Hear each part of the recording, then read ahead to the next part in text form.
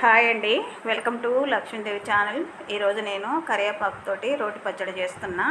చూడండి, 2 కట్టల కరివేపాకు అండి. మన తోటకూర కట్టలంతా ఉండాలి. అదంతా ఇట్లా నేను తెంపినట్టుగా తుంపేసి పక్కకు పెట్టుకోండి. మరి ఒక ఎండిమిర్చి 20 అండి, ఒక చెంచాడేమో జీలకర్ర, ఒక నిమ్మకాయ సైజ్ అంతా, చిన్న నిమ్మకాయ సైజ్ అంతా చింతపండు, ఒక వెల్లిపాయ.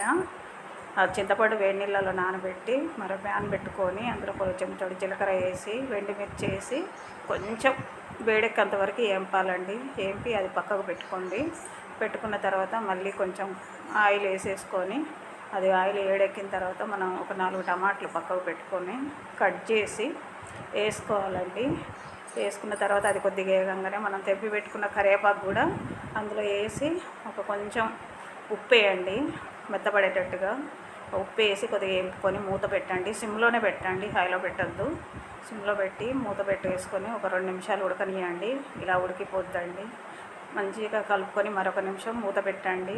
సిమ్లో పెట్టేసరికి ఇట్లా ఉడికిపోద్ది. దాన్ని తీసి పక్కకు పెట్టుకొని చల్లార్చండి. చల్లగేంతవరకు ఒక ఎల్లిపాయ గడ్డ తీసుకొని మిక్సీలో వేసుకొని మనం వేపి పెట్టుకున్న ఎండుమిర్చి ఉప్పు వేసి మిక్సీ పట్టండి. అందులోనే మళ్ళీ మనం నానబెట్టుకున్న చింతపండు కూడా అందులో వేసి మనం వేపి పెట్టుకున్న కరివేపాకు అది మొత్తం అందులో వేసి మరొక చెంచా ఉప్పు వేసి ఇలా నేను చూపెట్టినట్టుగా మిక్సీ పట్టండి, మెత్తగా పట్టండి. మా ఇంట్లో రోల్ లేదు కాబట్టికే నేను మిక్సీలోనే చేసిందండి. మరో ప్యాన్ పెట్టుకొని తగినంత ఆయిల్ పోసుకొని అందులో తాలింపు గింజలు, ఎండుమిర్చి, కరివేపాకు, అవసరమైతే కొంచెం ఇంగువ వేసుకోండి. దోరగా వేపుకొని పక్కకు పెట్టుకొని అది కూడా చల్లార్చాలండి. చల్లారిన తర్వాత మనం మిక్సీ పట్టుకున్న రోటి పచ్చడి అందులో వేసి కలిసిపోయేటట్టు కలపండి.